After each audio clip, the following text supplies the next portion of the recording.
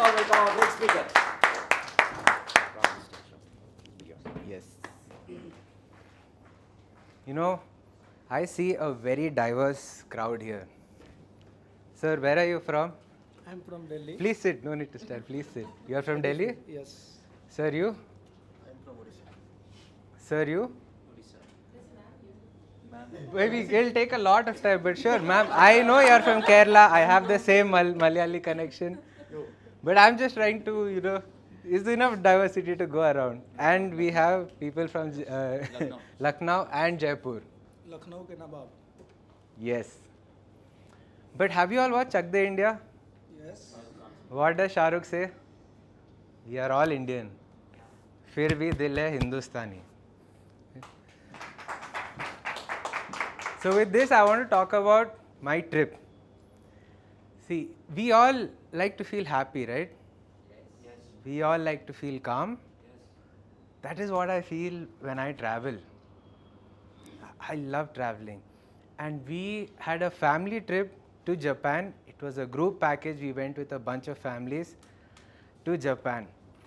Now, the thing about this trip is it did not start on a good note. We were on our flight. We had a connecting flight to Singapore. Then we took off from Singapore and we are 30 minutes away from Japan when we hear an announcement from the pilot. Is there a doctor on the flight? This is something that you hear in movies. I've never seen this in real or never heard anyone say it. Thinking, what is happening? What is happening? But then just 30 minutes away from Tokyo and we land. Then we get to find out that there was actually a man sitting in the bathroom.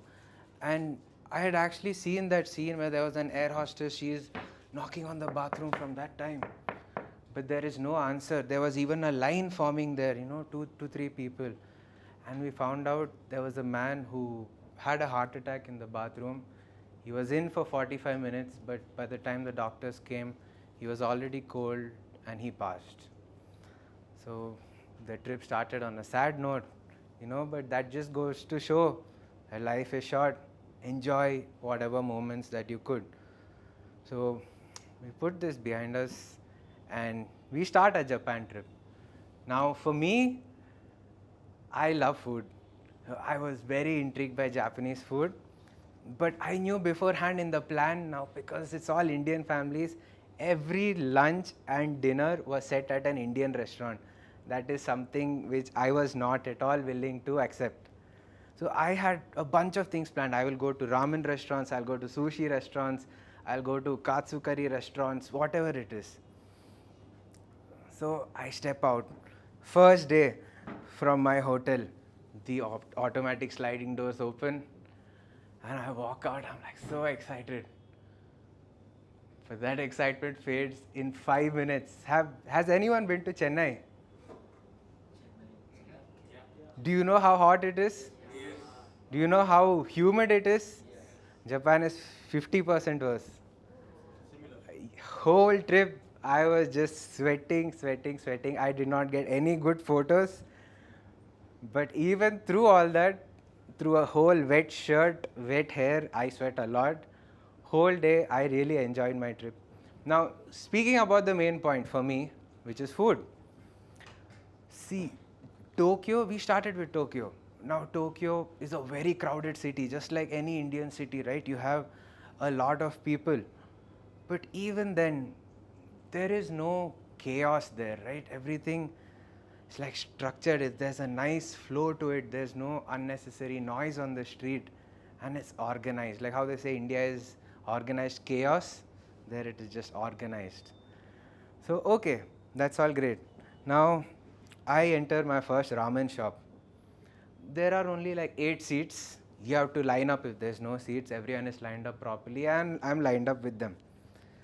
So turn goes. You have to order from a machine. It'll be written, you want this ramen, you want any extra sides, do you want some juice? Now, everything is in Japanese. They do not speak any English. They do. They are liars. You'll go to them.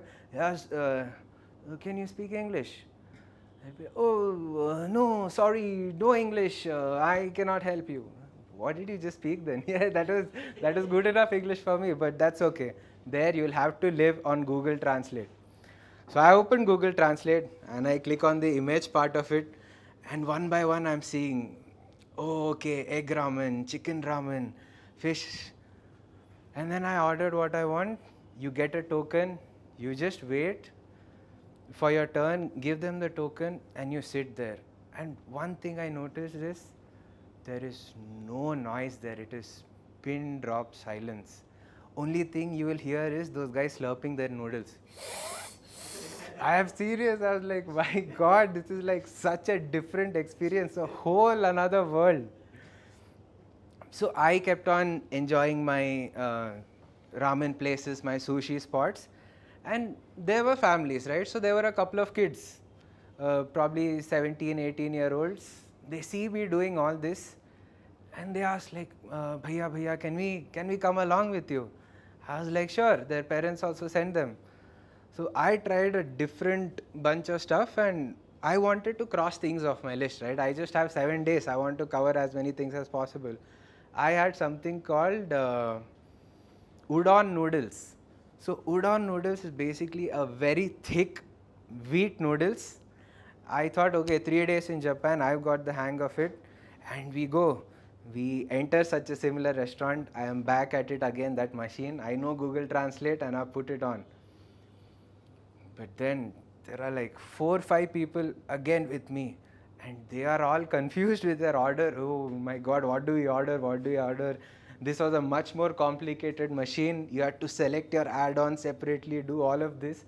And I see there's a line forming, 5, 6 more Japanese people. I'm starting to sweat. First of all, it's hot. I'm tensed. I'm sweating more. Like, oh my God, what is this? Are they going to say something? There are 2 old ladies there who are the chefs, and they're only judging. So quickly I was like, okay guys, you know what, let's just order it. We get the order, and sadly for them and for me, that was the worst thing I had in Japan. One time people came with me and they had the worst food ever, and I swear everything else which I had was top notch, too good. Now, not just food, right? I have spoken enough about food. There are other places to see in Japan. You have temples, you have your shrines, where you can check, you can check about your luck. You put 100 yen in a place, you take a stick out of a box which has a number, you remember the number and put the stick back. Then from the drawer, you pull out, suppose you got 50, you pull out a drawer which has 50, and it will tell you, oh, you have bad fortune, you have normal fortune, you have good fortune. So most of the people there, 80%, everyone got bad fortune. Now when you get bad fortune, what you're supposed to do is you roll up the paper and you tie it right there. Those monks are going to pray for you, so that bad fortune won't carry with you. I got normal fortune. Maybe that's why I'm here with all of you guys, improving on my public speaking. And there was one uncle who got, amazing good fortune. Whole day I could see, he was like nice, like laughing with the aha, very excited. Amazing. And speaking of, I also went to a sumo show. Now, you will hear, sumo wrestlers are huge. But let me tell you, in real life, they are 4 or 5 times your size. They are huge people, huge people.